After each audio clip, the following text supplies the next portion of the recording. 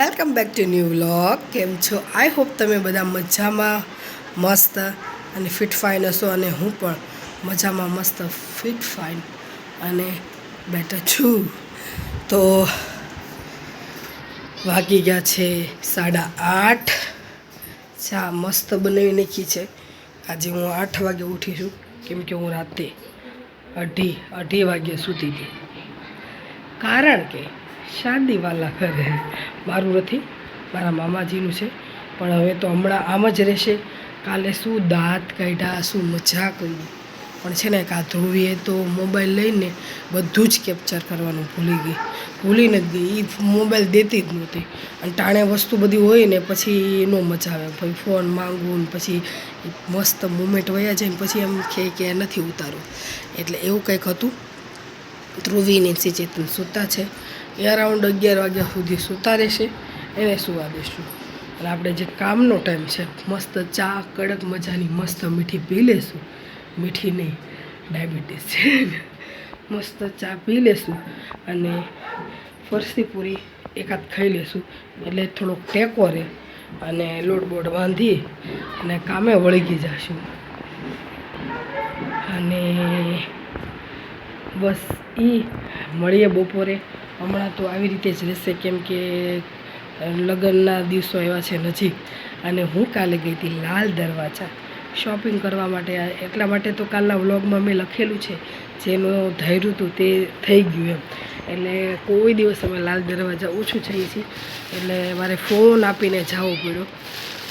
અને હા, કાલે ચેતન જે બટકાને એવું બધું દે છે ને જમે છે ને બધા હસાસીનો જે મસ્ત માહોલ છે, હું આજના થોડુંક એવું ઉતાર્યું છે પ્રિન્સીના બ્લોગમાં, એ આજે મૂકીશ. તો સનલાઇટનો ગ્લો જો એવી રીતે તે જે આ છાયો છે અને આ તડકો છે એ આપણા જીવનમાં જરૂર એમ કે મહત્ત્વ છે તડકા છાયાનો. નકર આપણને વસ્તુની માણસોની ખબર ન પડે. એટલે તડકો છાયો જરૂરી છે. ઘણા બધા મહત્ત્વ છે આ શબ્દોથી. એટલે હું કહીશ ને તો હા વ્લોગ પણ ટૂંકો પડશે, તો તમે સમજી જાઓ. બસ એ જ. છોકરાઓની સ્કૂલ પડશે 1-2 દિવસ, કાંઈ નહીં, ચાલશે. નેન્સીને એન્યુઅલ ફંક્શનનું જે ડાન્સ પ્રોગ્રામમાં રહી છે એ ભાંડો ફોડ્યો નથી ચેતનારે, એટલે રહી છે. એટલે એ લોકોને બધાને પરાણે રેવડાયા હતા. અને હા એટલે એ મેં ચેતન હજુ કીધું નથી. એ આજે બોમ્બ ફોડવાનો છે કે હા એના ટીચરે પરાણે રાખી છે, જે થશે એ સહન કરી લઈશું. સહનમાં તો હું એટલે એમ કે ત્યાં બહુ આ લોકોને બહુ આખું મૂક્યું. એ લોકોને એન્યુઅલ ફંક્શન ને કાંઈ પણ હોય ને બહુ આઘું રાખે. મૂકવા લેવા જવાનું બધું બહુ તકલીફ પડે. અને તમને ખબર તો છે ચેતન બહુ બિઝી છે અને ભગવાને આપણને એવું કંઈ શીખવાડ્યું નથી. કહું છું કંઈક એવી આપણા અમદાવાદીની તો વાત જ જવા દો. કાંઈ મારે બતાવવું નથી. અત્યારથી પતંગ ચગાવવા માંડ્યા છે. અમે હજુ દિવાળીના પૈતાને 4-5મા દિવસે અમે આવ્યા હતા ને, હા 5મને દિવસે અમે, 5મ કે છઠને દિવસે પતંગ ચગાવવા માંડ્યા હતા. એટલા ઉત્સાહી છે ઉત્તરાયણ હાટું થઈને. આ ફેર તો તમને ઉત્તરાયણ બતાવવાની છે બહુ મસ્ત. જોઈએ હવે કંઈ પ્લાન તો થયો નથી. પછી હવે કંઈ ખબર નહીં. યોગેશભાઈને તો કહેતા હતા રણુજા જવાનું. ચેતને તો સ્ટ્રિક્ટલી ના પાડી દીધી નહીં. એટલે કામની હિસાબે સમજી જાઓ તમે. તો બસ એ છે.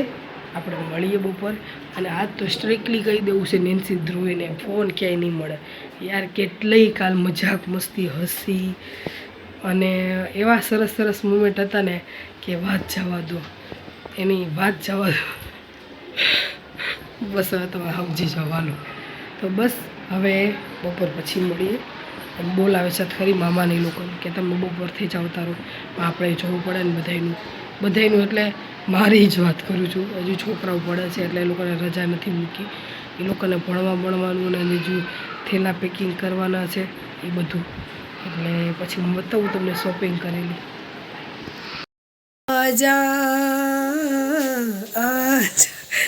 વાગ્યા છે 1:30. જે 12:30 વાગે ખાવાવાળા 1:30 વાગે આવતા નથી. તો આવે જ નહીં ને. 12 વાગ્યા સુધી જાગ્યા, 11:30 વાગે હું 12:30 વાગે ખાવાના. ચા ભાખરી ખાધી છે એટલે હું આવવાના.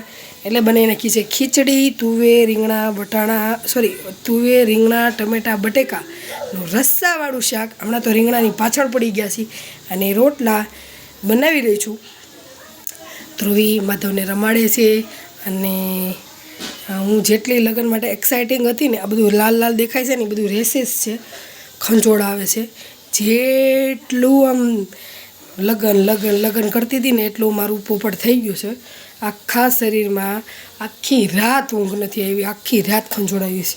તમને આમ નહીં દેખાય, બધું દેખાય, બધું ટપકા હાથમાં રોટલો લઈને કેમ કરો? એવું બધું થઈ ગયું છે. એટલે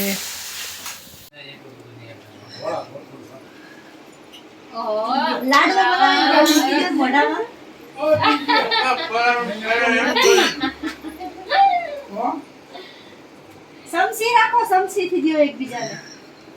આમ તો